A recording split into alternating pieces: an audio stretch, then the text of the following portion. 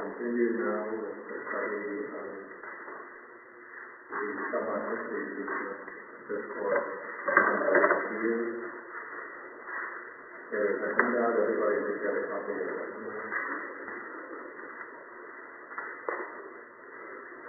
Okay, we're examining the Samadhi Sutta, and we are going through the sequence of sections on dependent origination.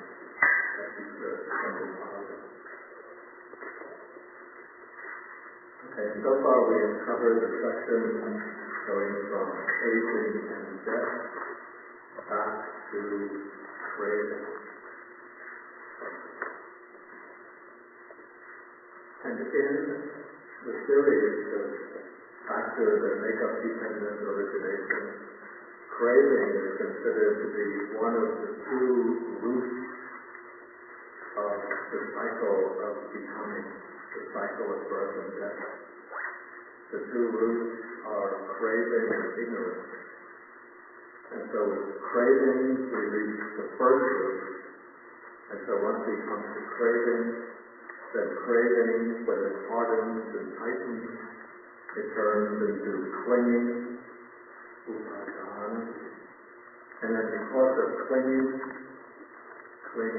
to views, clinging to sense pleasures, and most deeply clinging to the five aggregates that make up one's existence, one engages in different types of activities, wholesome and unwholesome activities, and those wholesome and unwholesome activities direct the stream of consciousness to one of the three states of existence, to one of the three realms of existence. Existence in the sensual desire realm, existence in the realm of form, subtle material form, or existence in the formless realm. And then when the stream of consciousness is directed to one of these three realms of existence, then it is followed by birth into a new existence, and birth eventually leads to growth, and then to old age and death. So in this way, starting from craving, we can follow the sequence of conditions down to its culmination in old age and death. The old age and death is the epitome of the truth of suffering. And so within the sequence from craving to old age and death, we have the first two noble truths. Old age and death represents, or actually birth together with old age and death represents the truth of suffering. And then the sequence craving, clinging, and existence represents the second noble truth, the origin of suffering. But now,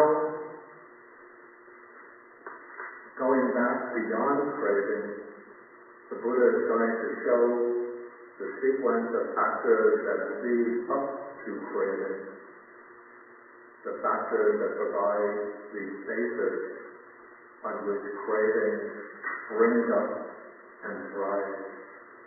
And this takes us from feeling back through contact, the six sense bases, name and form, and consciousness.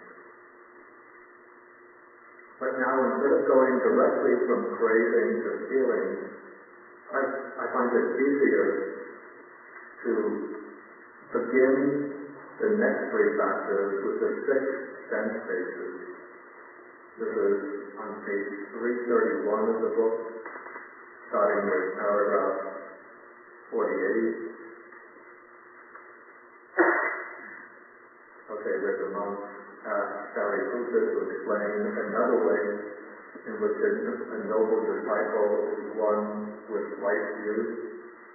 And then Sariputta says, when a noble disciple understands the 6 sense bases, the origin of the 6 sense bases, the cessation of the 6 sense bases, and the way leading to the cessation of the 6 sense bases, in that way he is one of right views, etc., who has arrived at this true Dhamma.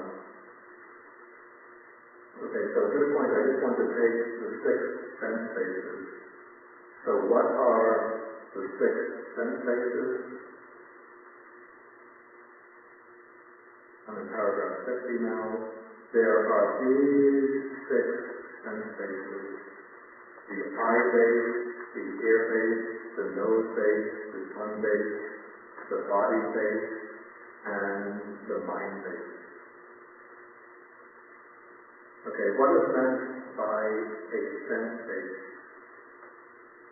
In the case of the first 5 senses, the sense base, here the Pali word is ayatana.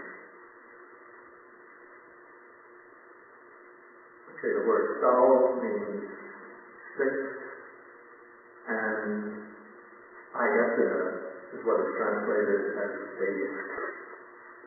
In this case, the sense base. So what is meant by the sense base? For example, the eye base. The eye base is not actually the physical eye as we know it. It's not the complete organ that we call the eye, but it's said to be a subtle type of material substance inside the eye that is sensitive to light, color, form, shape. It's that aspect of the eye which is able to register the impact of visible phenomena. Perhaps using the terminology of contemporary physiology, it might correspond to the rods and cones. Okay, so the rest of the eye organ, the gross physical eye, all of that serves the basis, all of that serves the function of supporting the eye base. We have different components in the eye which are able to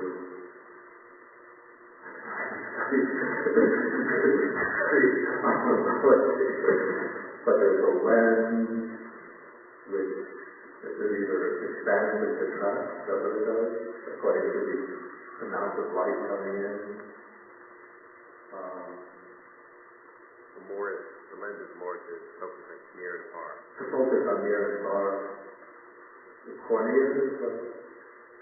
The cornea is out of it. Anyway, I'll settle for a text.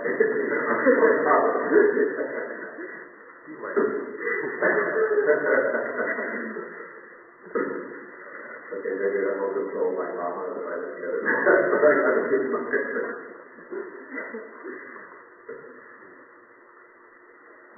Okay, but the important point from the Buddha's standpoint is that everything within the eye organ is built around the eye base, and it's the eye base alone which actually registers the incoming light, colors, shapes, forms, and then transmits them. Perhaps the eye base would also include, again I'm going into risky territory, the optical nerve that may be the centers in the brain that are concerned with sight. But in the ancient Buddhist physiology, it's identified with a subtle type of material substance located at deep within the physical eye.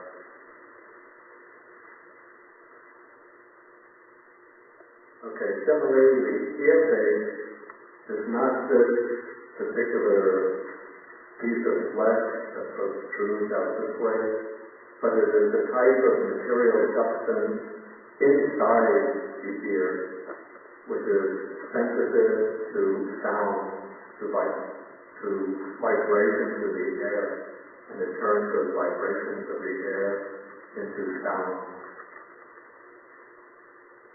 And so everything else in the physical ear,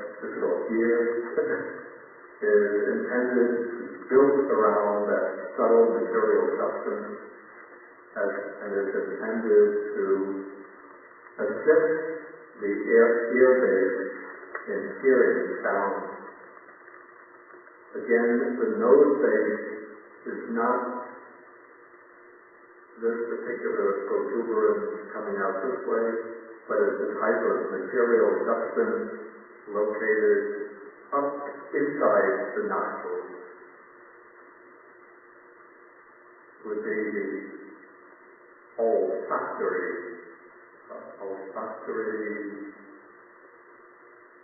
not the nerve, but the olfactory senses, which are able to pick up odors. And then the tongue is not the whole physical tongue, but it is the tongue base. It's not the whole physical tongue, but it is the type of subtle, sensitive part of the tongue, the part which is able to sense different flavors, different tastes. And then the body base is not simply the whole physical body, but it's a type of subtle material substance spread out over the whole body, which is sensitive to tactile sensations, textures. Okay, those are the 5 physical sense bases. Then there is the called the manayatana. This is what is translated as mind base.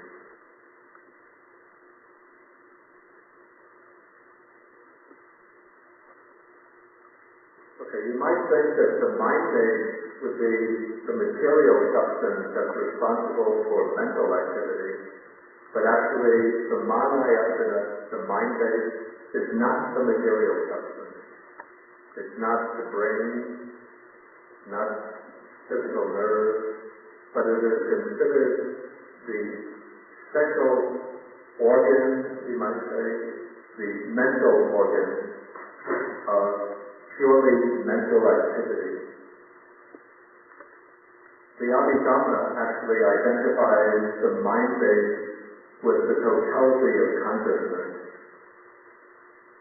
So this seems a little strange to me, I have to say. I'm not sure that this captures the original intention of the ancient text. So we could say simply that the mind base is considered to be a kind of mental organ, which is a base for mano-vijnana, for mind consciousness. And the mind base has the function of, it cognizes, the mind base has a different function than the physical sense bases. The physical sense bases are each tied exclusively to their own particular object. The eye base responds only to visible forms, colors, shapes. We should say it responds only to colored patterns, light and shade. The ear base is sensitive only to sound. With the ear base, one doesn't pick up any visible form, only sound. Similarly, the nose base picks up only odors, the tongue base only taste, and the body base only tactile sensations. But the mind base functions in a different way. The mind base can cognize, it can objectify the object of all the five physical senses.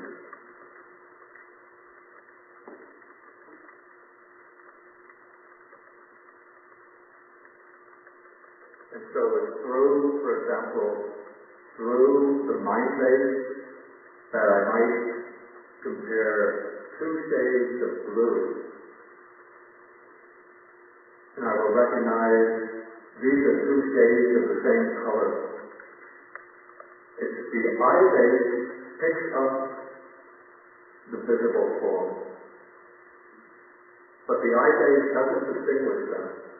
The eye base simply is something like a camera. When you take a picture with the camera simply takes the light, the colors, the shape, and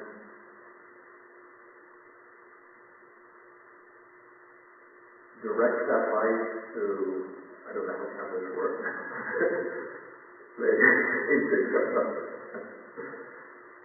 But the old-fashioned cameras would direct that light to a strip of film, and then that film will turn out a picture on the basis of making photographs.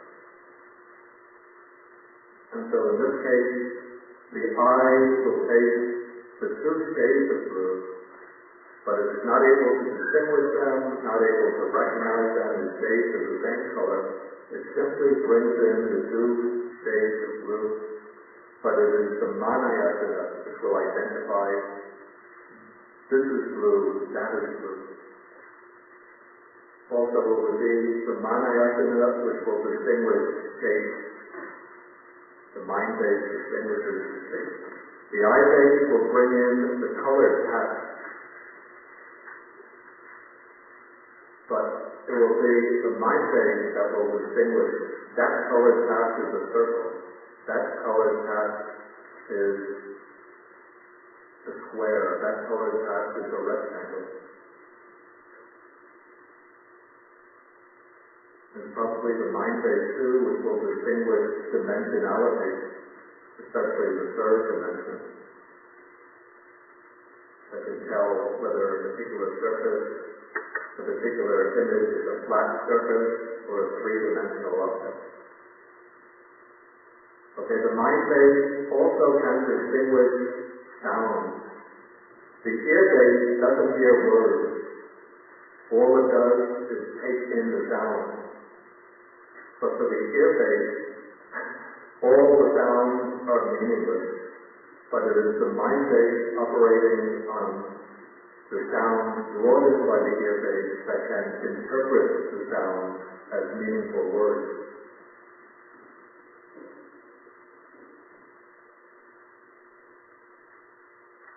Similarly, the nose base just takes in odors, but it will be the mind base that can distinguish, this is the scent of a rose, this is the scent of a lilac, this is the scent of somebody cooking a curry dish, and so on.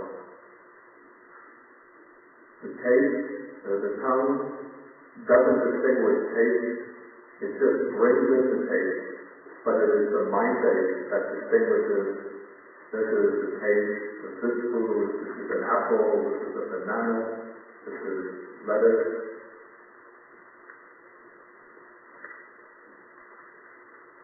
Similarly with the tactile sensations. Okay, so the mind base distinguishes the object of the other five sensations, and it also coordinates the object of the other sensations. So,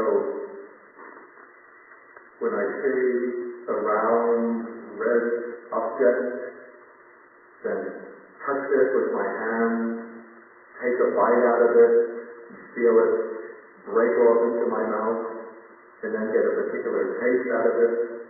The mind base coordinates all of these sense impressions and applies to them in the concept, this is an apple.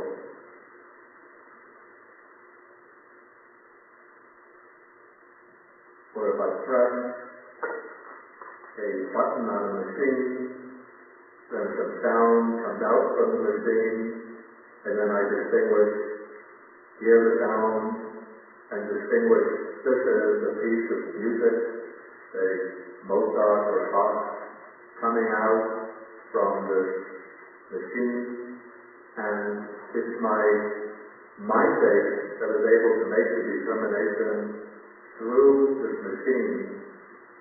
I am listening to this piece of music. This machine is playing that piece of music. Okay, so this is part of the functioning of the mind base. The third function of the mind base is to apprehend, to know its own particular class of objects, a kind of object inaccessible to any of the other senses. These are purely mental objects. These would be, for example, non-sensuous concepts. How do you know that 2 plus 2 equals 4? Let's do a little thought experiment. I take a bag, I look in the bag, it's empty. I open the bag, turn it inside out, completely empty. I take 2 apples, put them in. Take another 2 apples, put them in. I open the bag, and lo and behold, there are 5 apples inside. This is strange. I pour the apples out, eat 1 apple, or throw it away, so I only have 4 apples on the table. This time I take 3, put them in the bag, take 1, put it in the bag, open the bag, and again 5 apples. Do I conclude that 2 plus 2 equals 5 and 3 plus 1 equals 5? No. I still know that 3 plus 1 equals 4, 2 plus 2 equals 4. Why is that?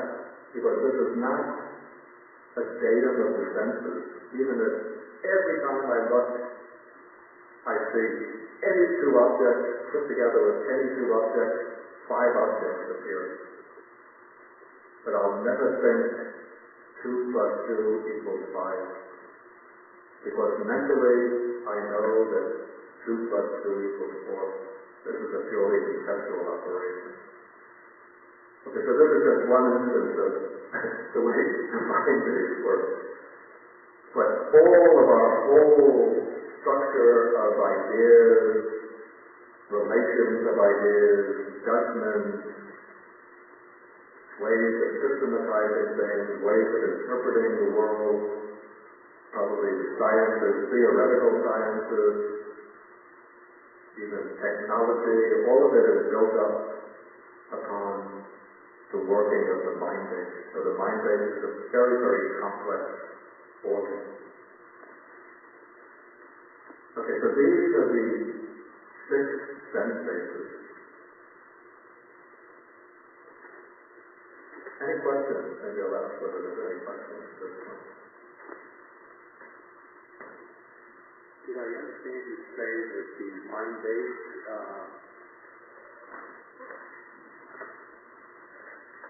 my question is the mind base is not rooted in materiality? Okay, this is a good question. The question is whether the mind base is rooted in materiality. What I said is that the mind base itself is not material. It's not a material organ. But according to the Abhidhamma, within our human experience, the mind base always functions on the basis of material phenomena. In other words, it always functions on the basis of the physical body, and particularly those material phenomena within the body that function as, there's another word translated as basis, function as parts of the physical body that function as the basis for mental processes.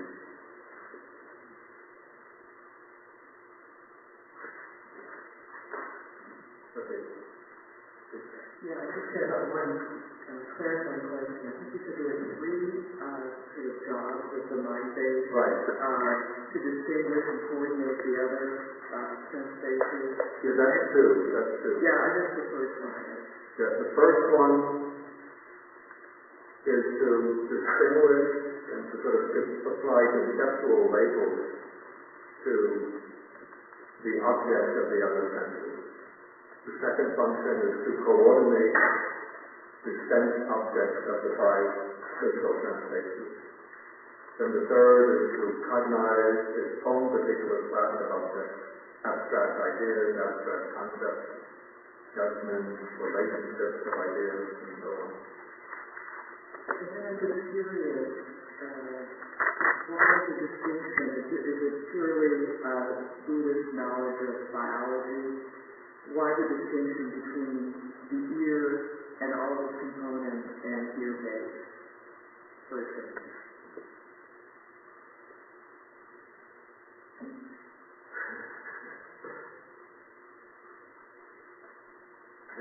I don't know. I would just say that probably at that time the Indian physiology was already aware that it's not this part of the ear that hears, and not this part of the nose that smells, but they would have been aware that the part that's actually sensitive to the corresponding sense object is something located deep within each of these organs.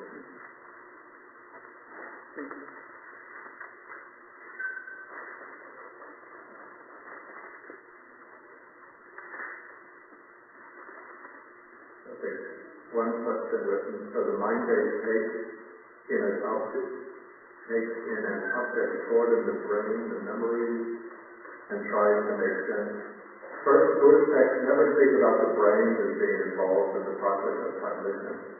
It could simply be that the function of the brain is not understood in this period. And then, it's not only the case that the mind base is using memories. Of course, memories, recalling memories, this is also a function of the mind base. But also the mind base applies concepts to objects in order to make sense of them, not only past memories. Okay. On the five physical basis, the aggregate of perception. The what? The aggregate of perception. The aggregate of perception that the mind base already comes to play in the aggregate of perception, or just the five physical. Oh, of course, the mind base is also involved in perception.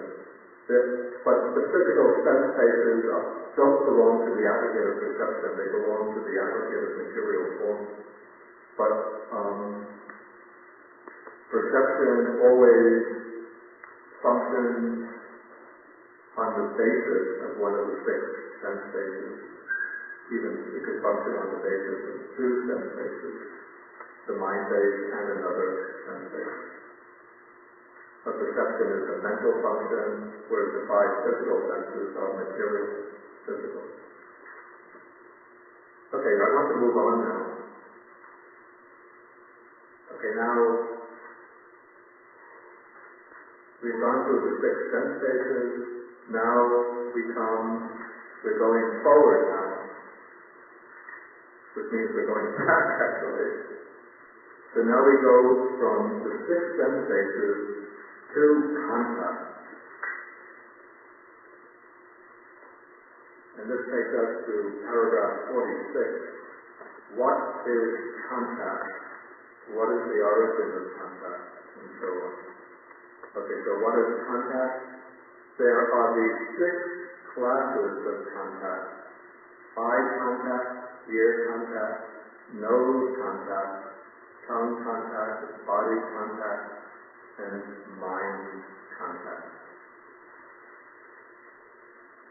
The Pali word here is translated contact is phassa. Phassa means literally touching, but it is not physical touching, but a kind of mental touching.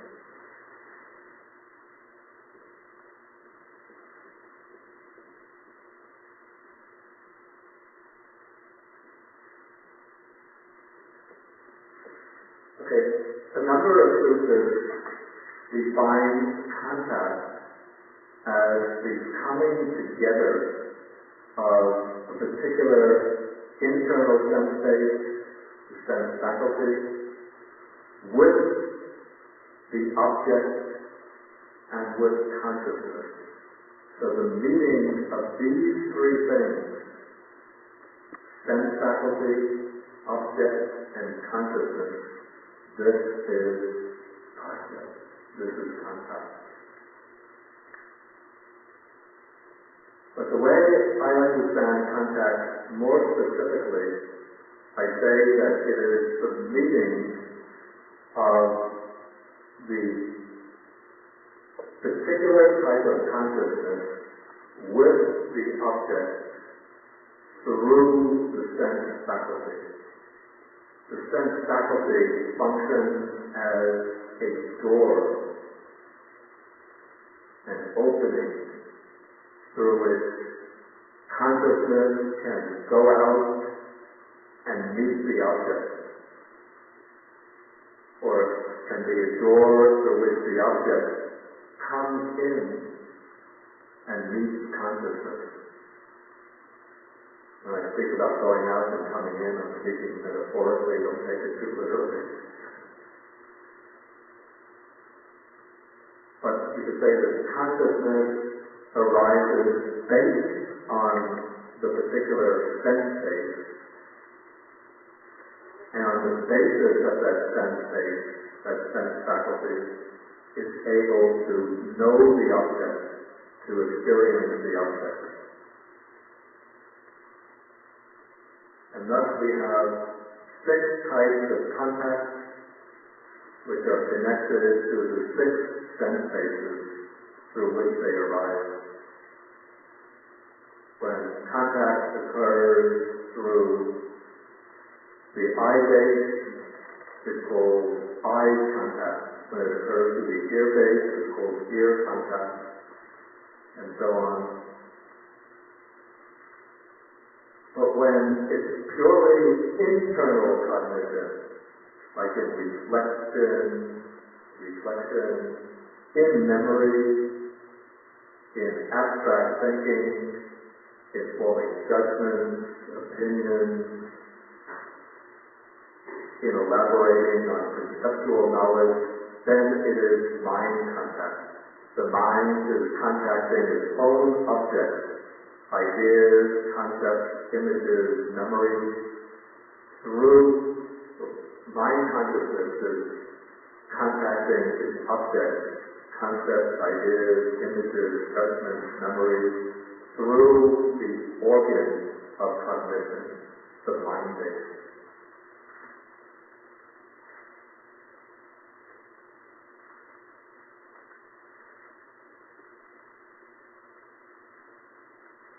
Okay, so these are the 6 types of contact, and what is their origin, what do they depend on?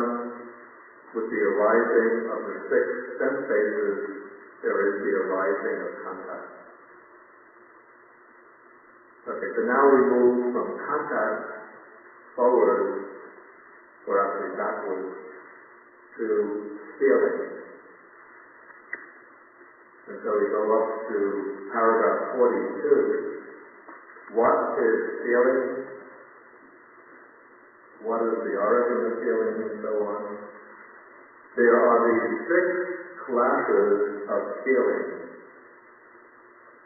Feeling born of eye contact, feeling born of ear contact, feeling born of nose contact, feeling born of tongue contact, feeling born of body contact, feeling born of mind contact.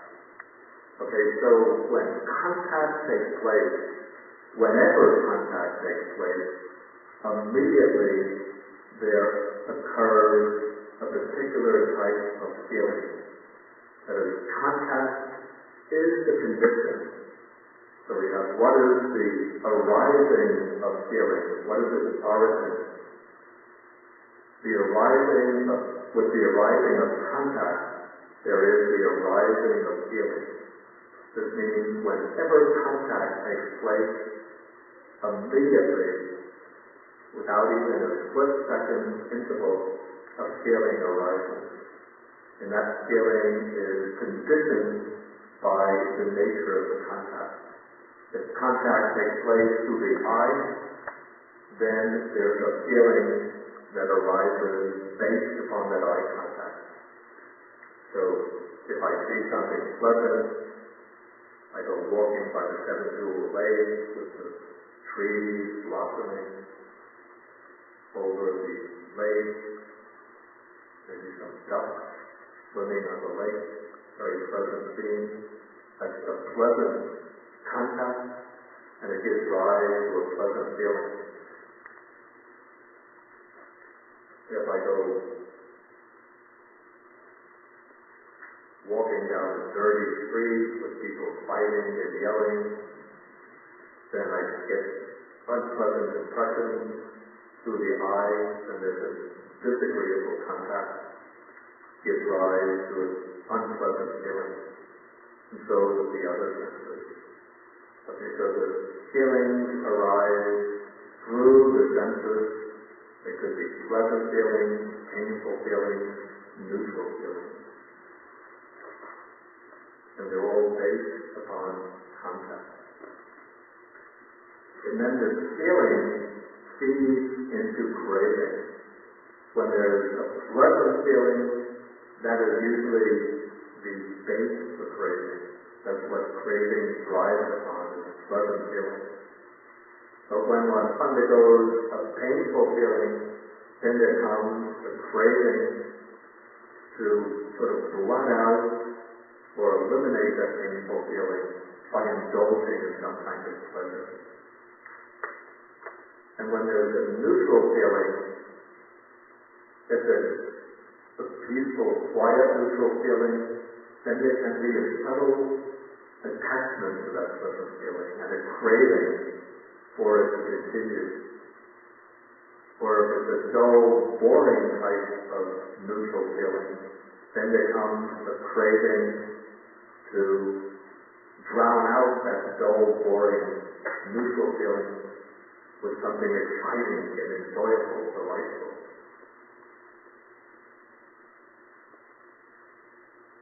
This is what all of the advertising agents know very well.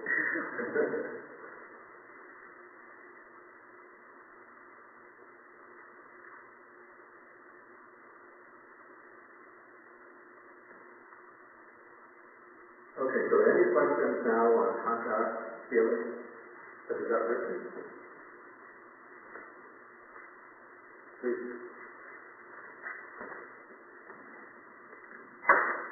It seems that you said that you did say that the feeling comes almost directly intrinsic to the senses. That there's no cognition involved with what we feel about what's coming in. Okay. Yeah, this is an interesting point. It's actually a very complex process. In a way, in giving the examples, I oversimplify it to a great extent. Because there's, to a certain degree, what comes in through the senses will make an immediate impact, and that immediate impact will give rise to one type of feeling.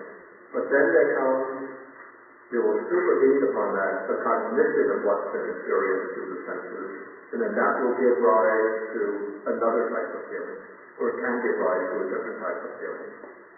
Okay, so for example, as I use the example that I gave, as I walk by the pleasant lakeside scene, these sense impressions, the flowering trees, the calm water, the grass around it, has a pleasant impact on the sense, giving rise immediately to a pleasant feeling.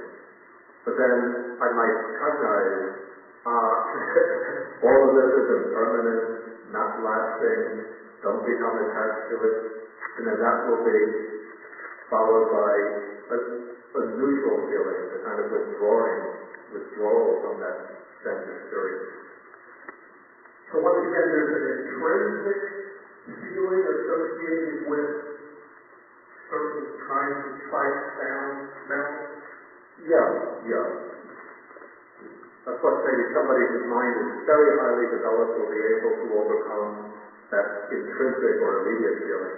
But let's say an ordinary person who's, say, trying to practice the Buddha Dhamma, developing the mind in meditation, maybe he's looking through a magazine, he turns a page, and there's a picture, a young man, let's say, and there's a flashy model wearing a sexy dress. So immediately it makes a strong impression on the mind, and it will start to arouse, well, first the pleasant feeling comes spontaneously, but then, since we studied Buddhism, you'll recognize that this is just, well, you could do it from different angles. This is just an image on a piece of paper, colored patches on a piece of paper, or even taking the real object as a alluring image of a woman. This is just an enticement, a sensual indulgence. Let me withdraw my mind from this, and so on. So then you can overcome that feeling. Similarly, when we meet a hostile, aggressive person that we've had a tense relationship with, when we see that person, there might come instantaneously a disagreeable feeling. But then, very quickly, we might arouse maybe the mind of loving kindness towards that person. Or even think, this person is my benefactor, since if it wasn't for this aggressive person, I would have no opportunity to practice patience and loving kindness. So he's actually helping me develop my paramis, my spiritual virtues. And then one will develop a pleasant feeling when one sees that person.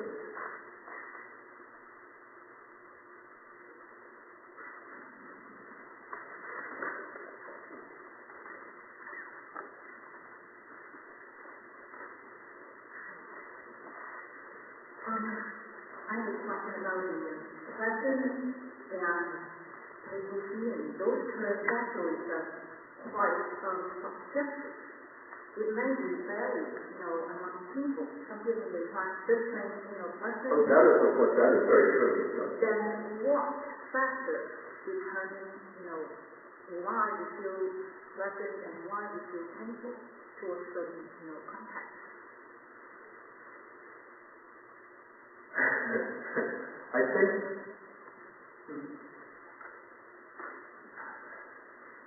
to some extent I would say it's built into the senses. To some degree it's determined by one's past experience, one's personal inclinations, dispositions. This becomes, as I said, it's a rather complex matter, and to understand this in detail, it's useful to study the Abhidhamma, which distinguishes, we call the bare sensory impression, and then the mental activity that builds on the sensory impression. So the sensory impression, according to the Abhidhamma, has a built-in disposition to, it's almost an objective disposition to respond to what's pleasant and painful in a fixed way, but the mental activity that follows that immediate sensory impression brings along all of one's past experience, memories, unconscious impressions, one's personal inclinations, dispositions, one's present intentions, which can then transform the way one experiences the sense object.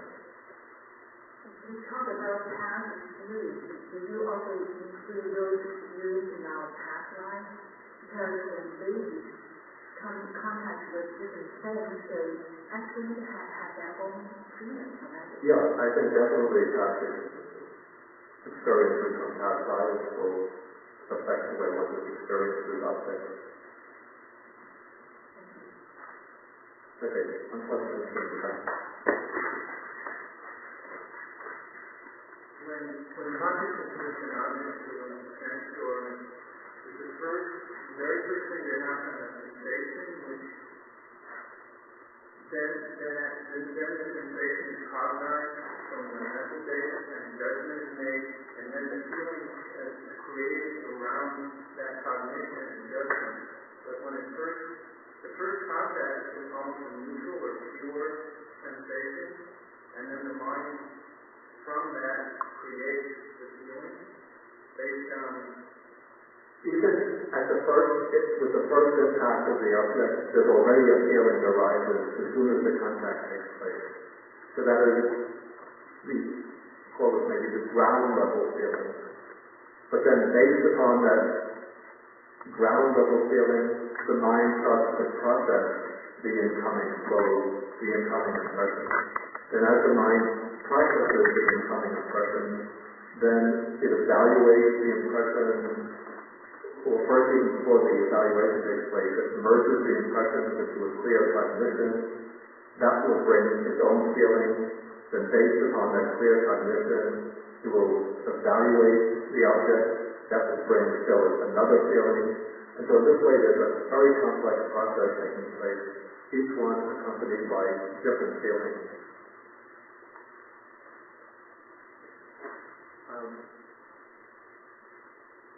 I've often heard taught that aversion is another form of clinging, and with the craving and clinging, can you give some interpretation about how that aversion fits into that craving and clinging? Yeah, actually it's not quite true that aversion is itself a form of clinging. Clinging is a strengthening or intensification of craving. And so we see the types of clinging enumerated here. There's sensual clinging, and then clinging to views, because views satisfy certain cravings. But aversion arises through, we can say, the obstruction of one's craving. When one has a craving for something, and then somebody or something prevents one from fulfilling that craving, that gives rise to aversion. So aversion is kind of offshoot of craving or clinging. But it's not a form of clinging itself. So, aversion is listed here. Yeah. Because dependent origination is enumerating the factors that are responsible for binding one to the wheel of birth and death. And aversion doesn't have that binding. It's an unwholesome mood, it's an unwholesome quality, but it doesn't have that sticky, binding quality.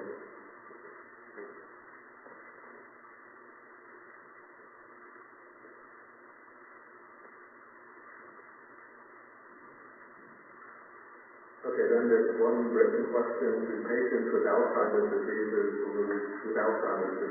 lose feeling since memory is no longer accessible?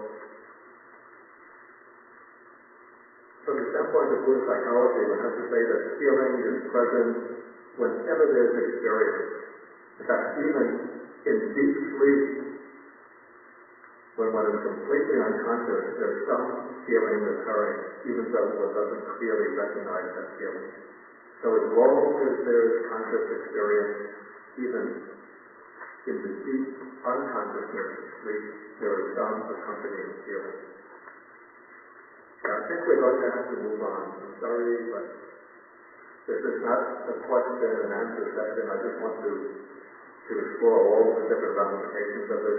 I just want to get the questions to make sure that the basic points are clear.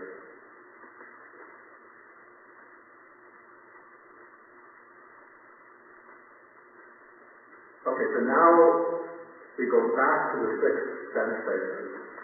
Why are there the 6 sense bases? What is the condition to the 6 sense bases?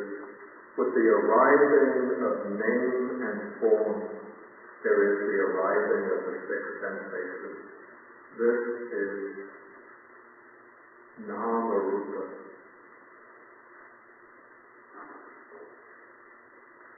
Okay, so now we have to find out what is name and form. Now we jump ahead to paragraph 53, the bottom of page 331. When a noble disciple understands name and form, its origin, its cessation, and so on, then he is one of right view. Then paragraph 54, and what is name and form? What is its origin? Okay, so now name and form is a compound, a dual compound, two terms, what is called name or nama.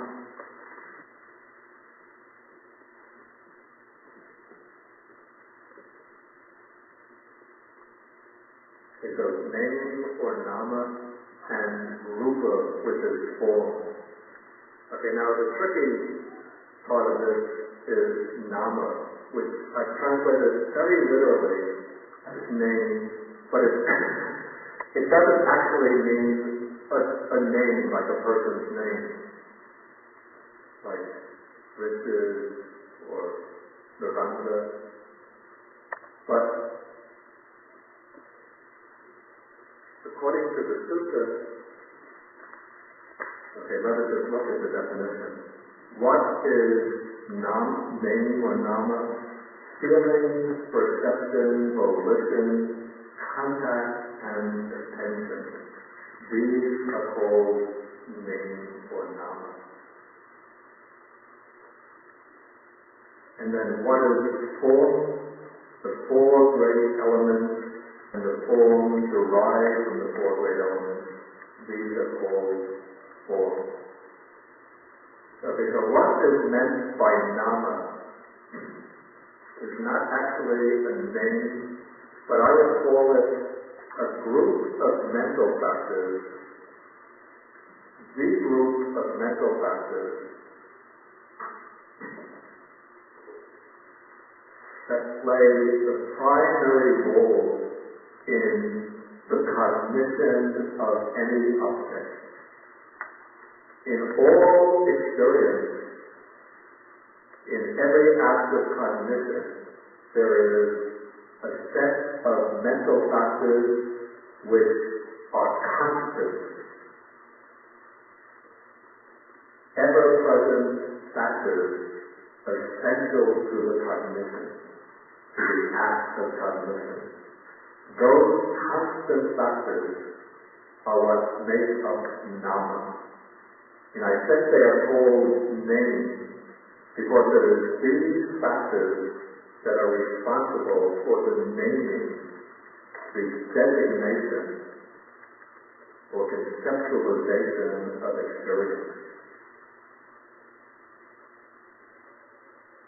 In using the expression nama rupa, the Buddha took over an old term that was already present in Indian philosophy from a very early period, going back probably to the Vedas, certainly to the Upanishads. And I think the way the Upanishads use this expression, nama rupa, it refers to the entire phenomenal world. The whole phenomenal world is considered nama rupa. And so when one has, for example, when one sees a person, then the way the Vedic texts use the expression, when one designates the person, that is jhana. This is nama, and then the physical form of the person is the rupa. And so according to the Vedas or the Upanishads, this whole world is just physical form and the designation of physical form through mental activity. And all of this is seen as just the superimposition upon the underlying reality, which is called karma. Okay, the Buddha took this expression nama rupa and used it in a different way. He used it to designate the two components of an individual person. The mental component, excluding consciousness, is nama.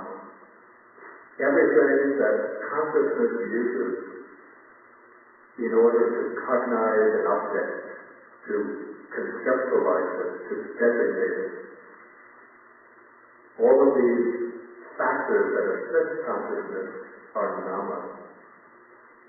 And then the physical body, this is rupa. And the physical body consists of the four primary elements: earth, which means solidity; water, which means fluidity or liquid; heat, the fire element, which means heat, vital heat; and the air element, which means vibration, oscillation, expansion and contraction.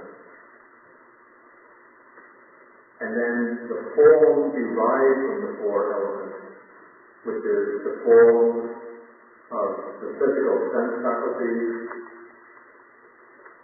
the form of the sense objects, and other types of material phenomena. Okay, then to make up nama, we have these factors that are present in all cognition. Whenever one knows an object, first I would put contact, even though it's listed later, but contact is the initial engagement with the object. It's the meeting, consciousness meets the object. That is contact. With contact, there arises feeling. One experiences the object in a particular way as pleasant, painful, neutral. There is perception. One distinguishes the object. This is an apple. This is an orange. That's a flower. This is a man. This is a woman. This is my friend. This is a stranger. All of this perception. Then there's volition.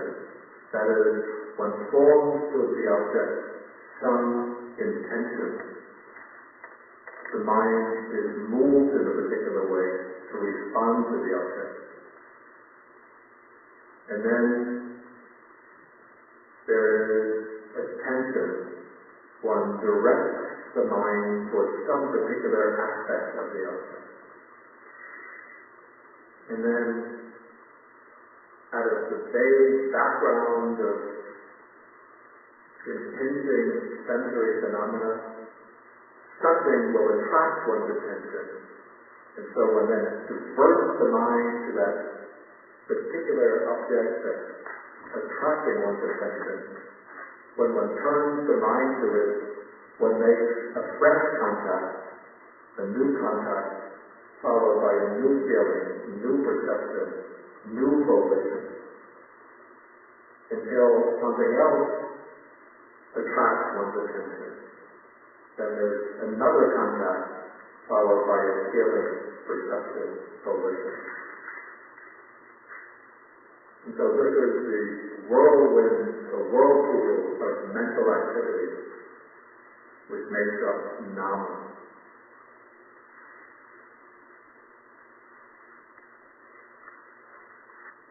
Okay, and when we have the name and form,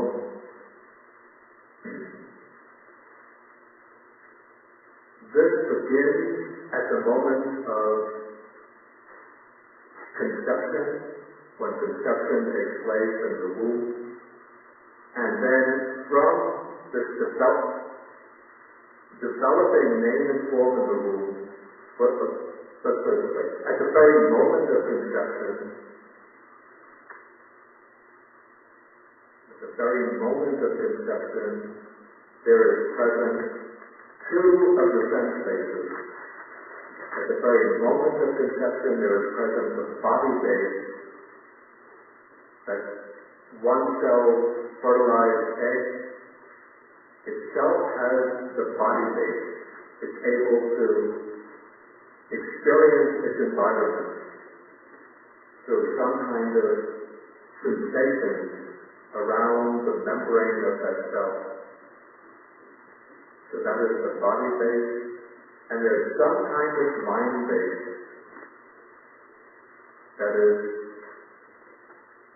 the mental cognition, even though it's not a clear and distinct cognition, but there's an arising of mental activity based on that one cell fertilized, on that single fertilized cell. And when the mind base arises, let's say, at the moment of conception, the body base, the mind base arise. The mind base is accompanied by some feeling, very primitive, very simple, but there's a feeling there. There is a perception, very simple perception. There's some volition, some attention. Those are present even at the first moment of the very moment of conception.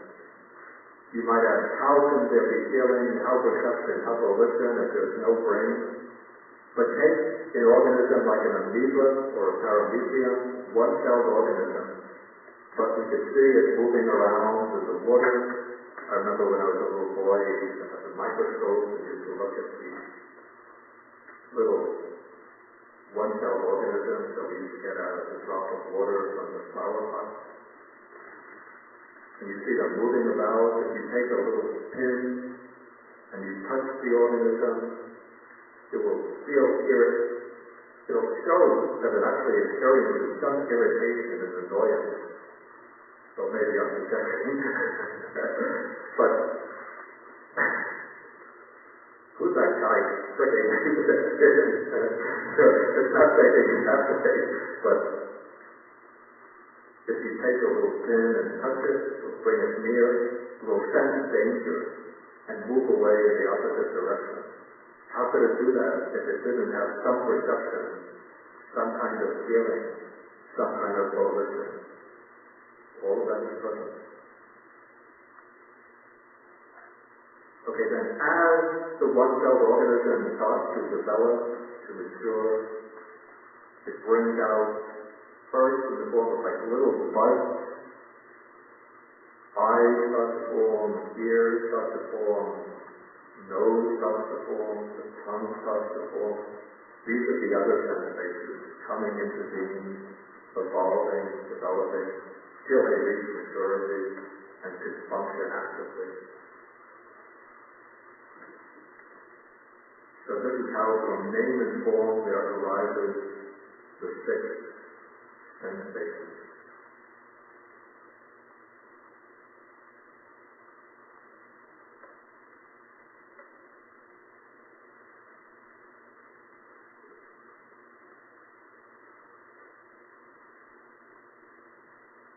Okay, now I'll go on to the next step in the sequence. Okay, what is the origin of name and form? We're still in section 54. With the arising of consciousness, there is the arising of name and form.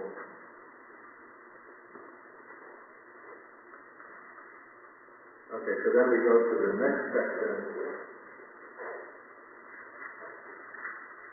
paragraph 58. What is consciousness?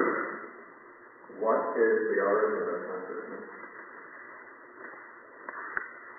Okay, there are these six classes of consciousness.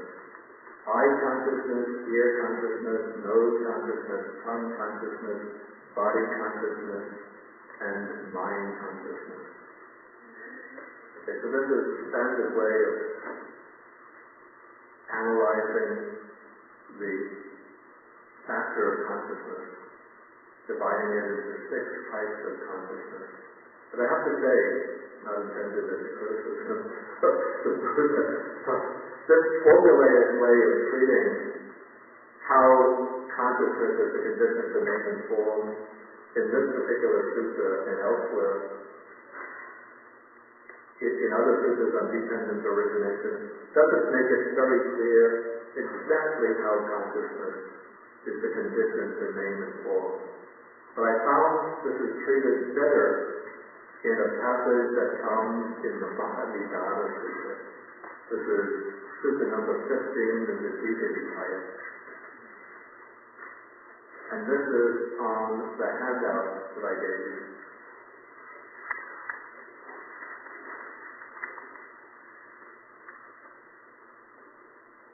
Okay, so here the Buddha is speaking to Venerable Ananda, and he says, how consciousness is a condition for name and form should be understood in this way.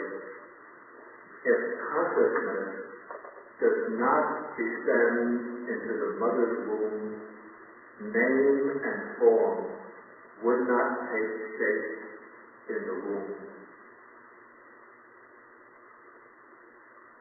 So in other words, name and form, these are the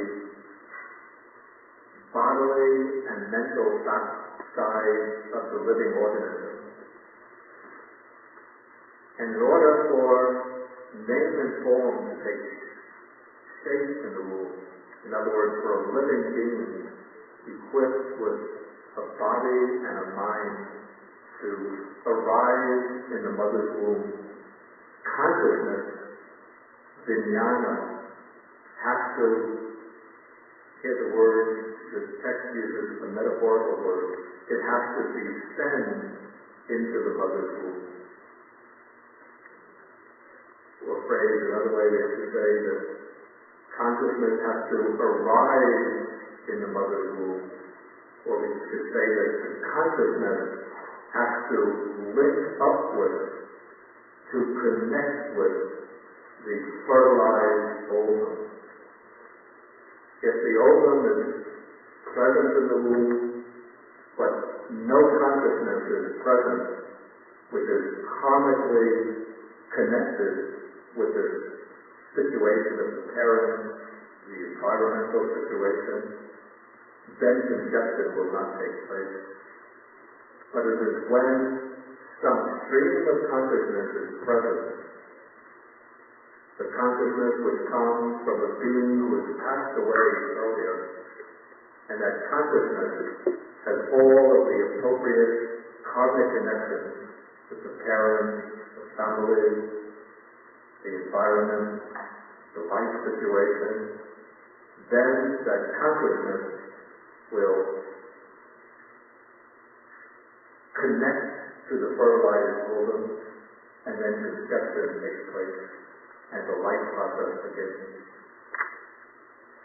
And when consciousness links up with the fertilized ovum, it turns that fertilized ovum into what we call form, the form body of a living being. And when consciousness links up with the fertilized ovum, it brings along the factors of nama, brings along contact, it brings along, let us say that consciousness is able to make contact. When consciousness makes contact, it gives rise to a feeling, a perception, a volition, and then there is the act of attention, even occurring at a very simple, very primitive level. Okay, so this is the first way consciousness is a condition for name and form, that consciousness initiates the process of conception. Consciousness initiates the new life. Consciousness turns the fertilized ovum into the form body of a living being and starts the series of factors that make up nama, that make up name. And so name and form take shape in the womb. Okay, then, in the second place, if after descending into the womb, consciousness departs, in other words, if some accident happens to the mother and the stream of consciousness is cut off, if she has an abortion, consciousness is cut off, if, through some deep karmic factor, consciousness gets cut off, then the developing embryo dies. And so the name and form that makes up the living individual, the person, would not be generated into the present state of being. In other words, name and form that's developing in the womb does not emerge from the womb in the form of a living person, full-fledged human individual.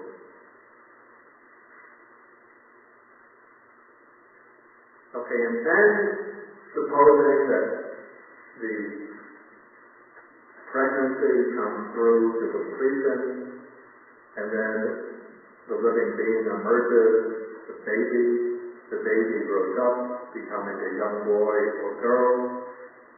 Always the individual, through the whole course of their life, is this interplay of consciousness with name and form.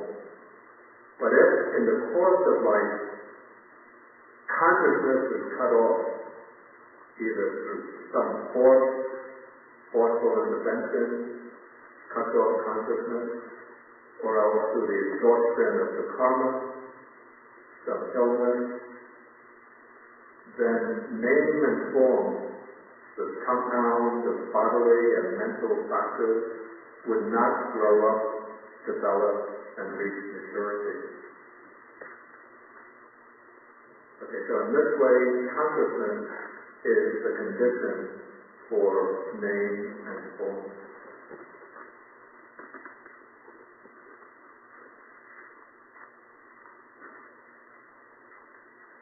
Okay, maybe at this point I'll ask whether there are any questions.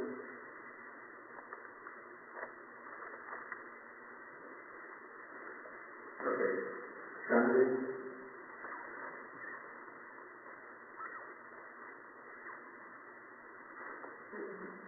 In other words, the name and form is actually the four aspects, right? Okay, this is a good point. Yeah, you're saying that name and form are the four aggregates. Yeah, very good point. You could say that the form, what's called form here, is the form aggregate. Feeling, perception, volition, these make up the feeling aggregate, perception aggregate, and the aggregate of original formation. Then the other factors,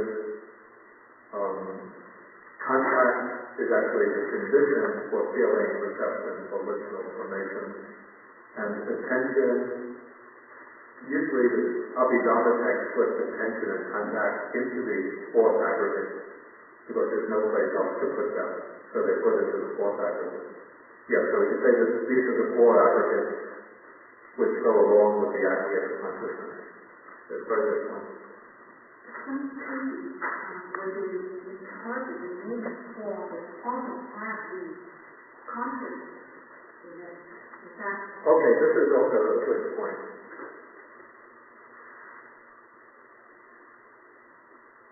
We find in the commentaries, perhaps in some earlier texts, consciousness is put in with name, nama. But in the early sutras, consciousness is not put together with nama, but consciousness is made a condition for name and form. But I don't think this means that we should reject the later texts as being incorrect, because it seems to me that nama rupa can be taken as a somewhat flexible category, especially nama. So from certain points of view, it might be useful to include consciousness within nama. But when explaining dependent origination, then consciousness is excluded from nama. Yeah, we have to stop early today, because today is the 1st or 15th of the lunar month, and so there'll be the special offering ceremony. Let me just see.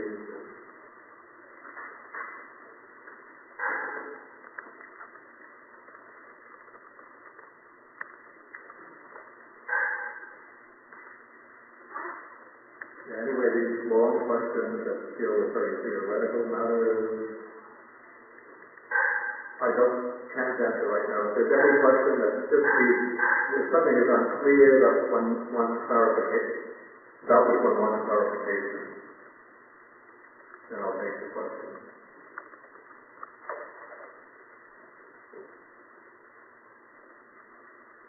This is not related. I know that we do not have class next week. Oh yeah, I want to make announcements about that.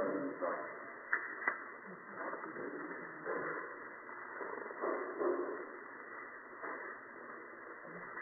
Okay, then we have to stop for this morning.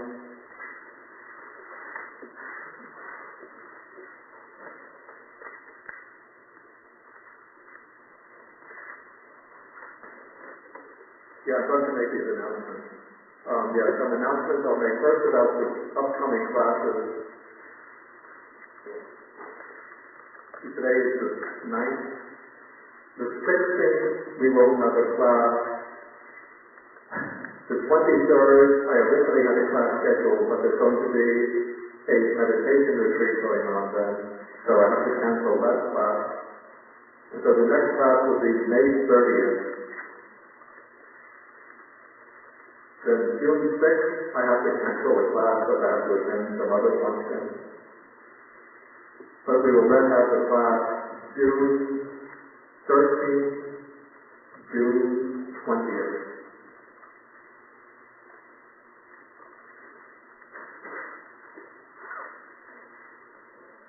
I will send out an announcement about this too, so everybody is informed what days we have the class. If anybody wants to attend Venerable Dhammadeva, the abbot of Swamyan Monastery, he will be giving a 4-day, 5-day meditation course on the Brahma-Viharas starting May 21st, 22nd, 23rd, 24th, I think. To 26th. To 26th. So 22nd to 26th. 21st to 26th. 21st to 26th. 5-day course. Okay, then some other quick announcements. Tomorrow will be the celebration of Vesak, that's the Buddha's birthday, Enlightenment Day, Passing Away Day. It will be celebrated at Swamyan Monastery with a garden party, and the most important event is the bathing of the little newborn Buddha. So everybody gets a chance to bathe the Buddha. Then we have, followed by a garden party. That will be tomorrow, 10:30 a.m. to 4 p.m. outside the Great Buddha Hall. And then tomorrow, the Wu Library will be opening to the public for the first time in years, opening tomorrow at 1 p.m. I think, and then in the future it will be open every Saturday from 1 to 5 p.m. in the afternoon, and Sunday from 10 a.m. to 4 p.m. That's the Wu Library near the entrance to Swamyan Monastery. Okay, so this is very quick, very short sharing of the merits. I'll do it in the quick style.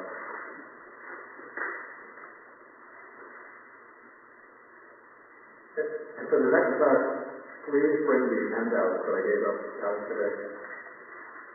And then we'll send it to the dependent origination next time. Okay, so let us do the sharing of the merits.